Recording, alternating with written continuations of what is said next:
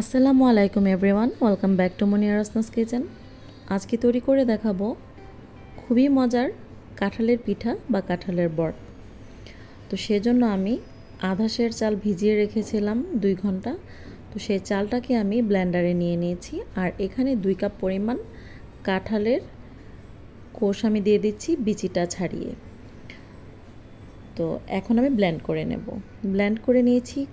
এখন এর মধ্যে দিয়ে দিচ্ছি 1 কাপ সুজি আর 1 কাপ কুড়োনো নারকেল, আরও দিচ্ছি 1 কাপ উঁচু করে চিনি, 1 চা চামচ বেকিং পাউডার আর আধা চা চামচ পরিমাণ লবণ। লবণটা স্বাদ মতো দেবেন। তো ভালো করে মেখে নিচ্ছি।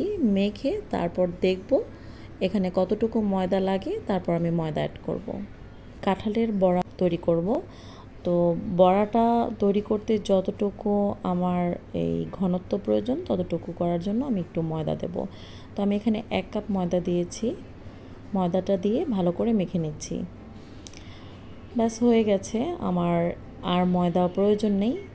তো এখন আমি এর মধ্যে দিয়ে দিচ্ছি 2 প্যাকেট 10 টাকা দামের 2 প্যাকেট গুঁড়ো দুধ। আপনারা চাইলে 2 টেবিল চামচ গুঁড়ো দুধ ইউজ করতে পারেন। তো এখন ভালো করে মিশিয়ে এখন আমি পিঠা তৈরি করতে চলে যাব। হয়ে গেছে, এখন পিঠাটা তৈরি করে নিচ্ছি।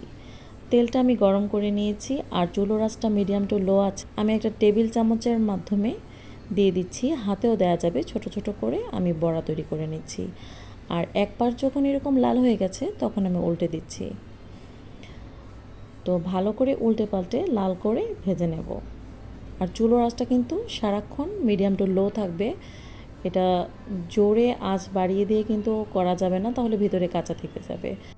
তো একইভাবে আমি সবগুলো ভেজে নিয়েছি, পরিবেশন করে দেখাচ্ছি। দেখুন তৈরি হয়ে গেল কাঁঠালের বড়া বা কাঁঠালের পিঠা। এটি উপরে ক্রিস্পি আর ভেতরে নরম, খেতে কিন্তু খুবই মজা হয়েছিল।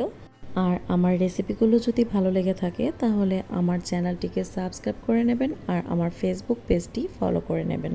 তাহলে আজকের মতো এখানেই বিদায় নিচ্ছি। আল্লাহ হাফেজ।